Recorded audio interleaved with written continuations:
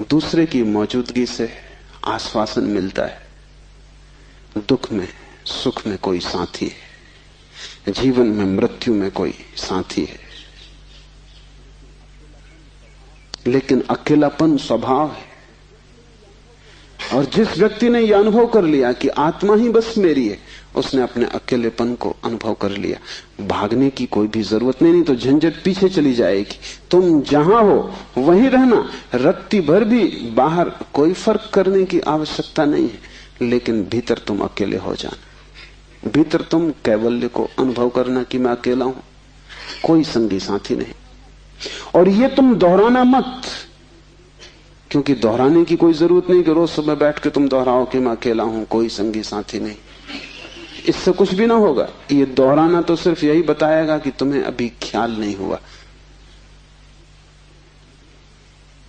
इसे समझना, ये तथ्य है कि तुम अकेले हो। समझने में अड़चन है, वही तपश्चर्या है। तप का अर्थ नहीं है कि तुम धूप में खड़े हो जाओ। आदमी को छोड़ के सभी पशु पक्षी धूप में खड़े, उनमें से कोई भी मोक्ष नहीं चला जा रहा है। और तप का अर्थ ये नहीं है कि तुम भूखे खड़े हो जाओ, अनशन कर लो, उपवास कर दो, क्योंकि आधी दुनिया वैसे ही भूखी मर रही है। कोई उपवास करके मोक्ष नहीं पहुंच जाता है।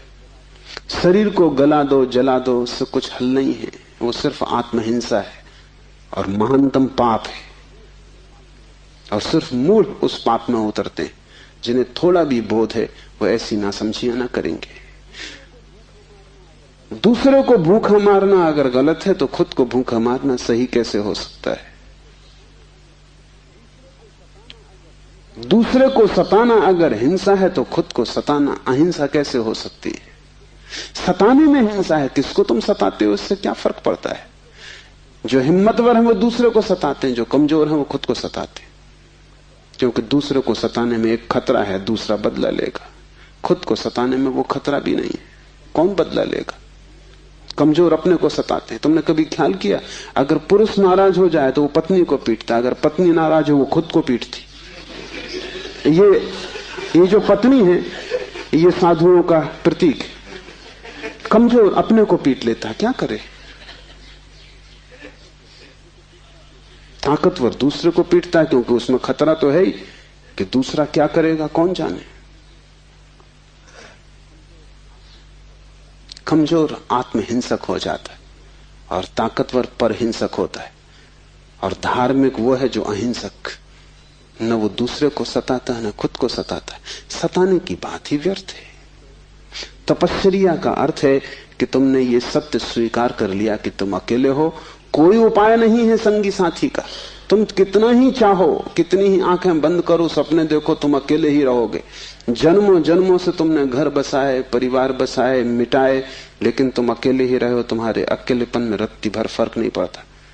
जिसने ये जान लिया, स्वीकार कर लिया कि मैं अकेला हूं, उसके लिए इंगित है इस सूत्र में चैतन्य आत्मा है, वही तुम्हारा और कोई तुम्हारा नहीं।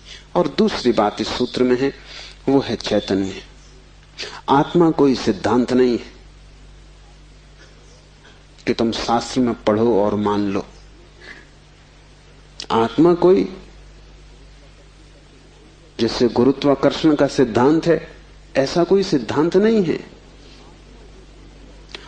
आत्मा एक अनुभव है, सिद्धांत नहीं।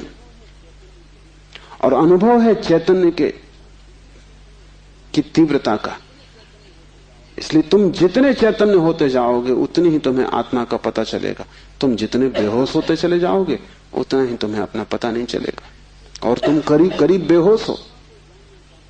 जो आत्मा को जानना चाहता है उसे किसी दर्शन शास्त्र की जरूरत नहीं है, उसे चैतन्य को जगाने की प्रक्रिया चाहिए, उसे विधि चाहिए जिससे वो ज्यादा चेतन हो जाए।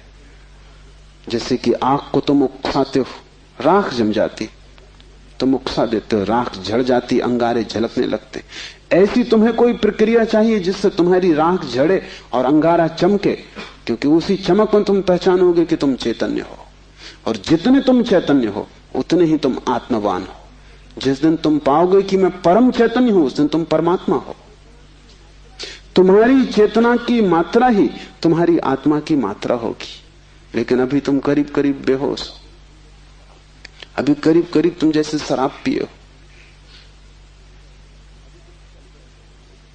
अभी तुम चल रहे हो, उठ रहे हो, काम कर रहे हो, लेकिन जैसे नींद में।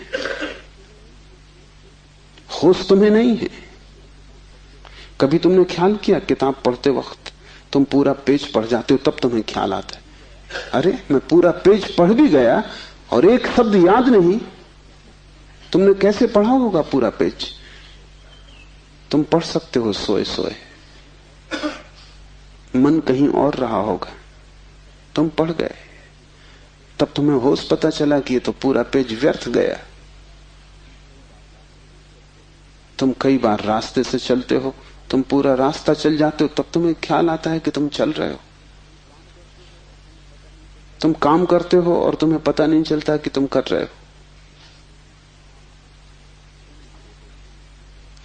तुम बेहोशी में जी रहे हो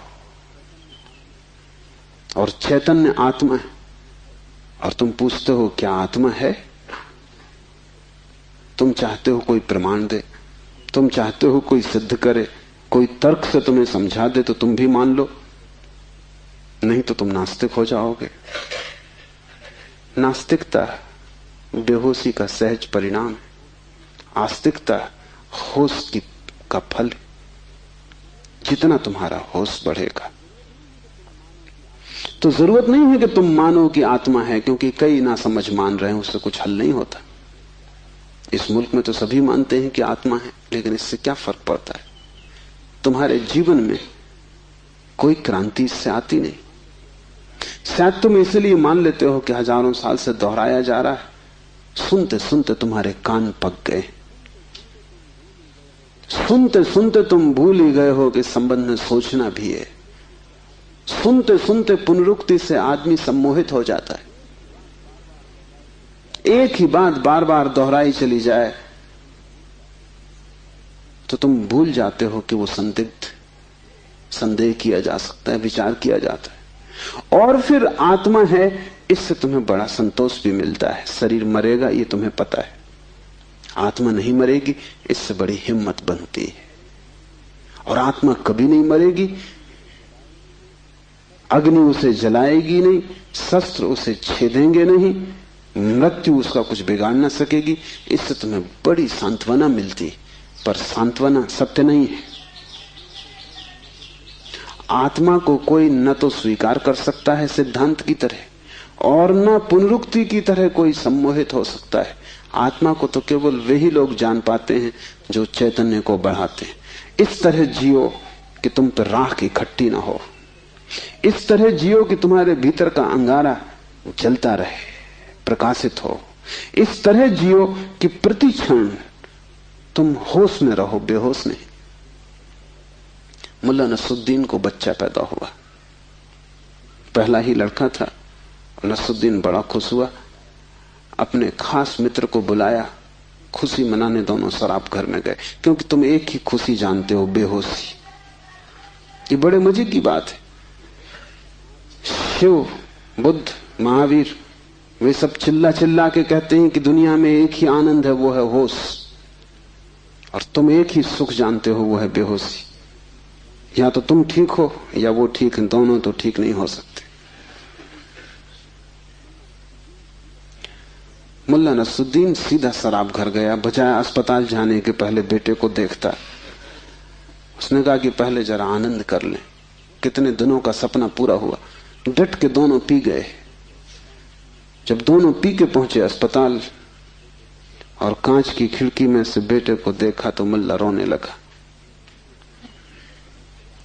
उसने अपने मित्र से कहा, पहली तो बात मेरे जैसा मालूम नहीं होता। अपना उन्हें पता नहीं है, अभी खुद की शक्ल भी वो पहचान ना सकेंगे।